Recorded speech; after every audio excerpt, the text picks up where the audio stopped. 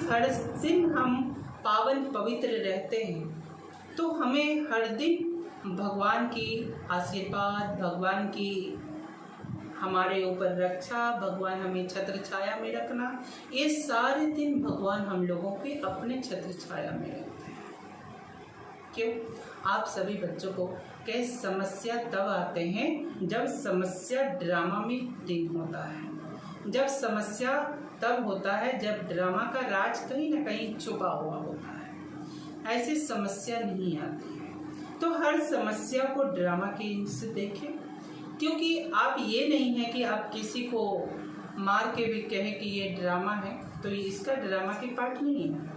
इसीलिए बच्चों को याद रखना है कि किसी भी प्रकार से हमें आज सावन हर लोगों की हर प्रतिदिन रहनी चाहिए और प्रतिदिन हम लोगों की जीवन एक पवित्र मन चलना चाहिए। 365 दिन सावन और पावन। और आज बच्चों को ये पता होना चाहिए कि आज कितने हम लोगों को समझाने के लिए भगवान 101 कथावाचक को दुनिया में भेजा है, लेकिन एक मनुष्य को समझाने के लिए कि समस्त मनुष्य को समझाया जा सकता है, समस्त मानव को चलने के लिए विधि बताया जा सकता है, समस्त मानवों को जीवन को रक्षा करने के लिए उनको एक पावर दिया जाता है, लेकिन हम लोग नहीं समझ पा रहे हैं। हम लोगों को लग रहे हैं पूजा पाठ ही हमारे जीवन है, देवी देवताओं को मानना ही हमारा भगवान है।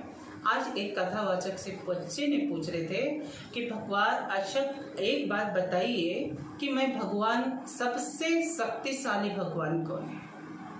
क्या है? सबसे शक्तिशाली भगवान कौन है? आप कह रहे कथावाचक की मन दुविधा में रहे कि सबसे शक्तिशाली भगवान, उसी को राम कहा जाता है, उसी को कृष्ण कहा जाता है, उसी को शंकर कहा जाता है, उसी को शिव जी कहा जाता है, उसी को नारायण कहा जाता है। और वो बता रहे भगवान तो एक है ना गुरुजी। वो भी कह रहे हाँ भगवान तो एक है, मैं कौन सा भगवान के नाम बताऊं? कहा जो सब श्रेष्ठ भगवान है उसकी नाम होनी चाहिए। कहा भगवान एक है, लेकिन बताया कितना? 4-5 के नाम बता दिया कि एक के ही नाम इतना है। आखिर हमने यहाँ जन्म बाई जन्म लिए, तो जो काम हम इस जन्म में कर रहे हैं वो तो अगले जन्म में नहीं कर सकते। जो अगले जन्म में कर रहे हैं उसके अगले जन्म तो हम वो नहीं कर सकते। जो जन्म बार बार लेता है, कहा जाता है भगवान जन्म लेता है, तो भगवान का शरीर के रूप में जन्म थोड़ी ना लेता है। भगवान एक ज्ञान के रूप में जन्म लेता है, जो कि उनकी कभी मृत्यु की नहीं होती है। लेकिन राम आया तो गया, कृष्ण आया तो गया।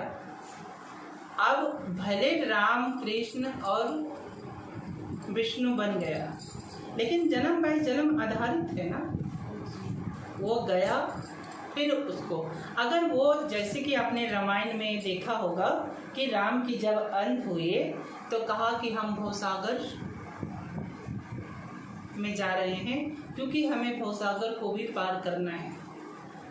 आज यहाँ तो मनुष्य मात्र भी भवसागर पार हो रहा है, तो कहा भवसागर कौन सा पार होता है? भगवान को भवसागर पार करने की क्या जरूरी होती है? भगवान को तो भवसागर पार करना पड़ता नहीं, क्योंकि भगवान सबको पार लगाता है।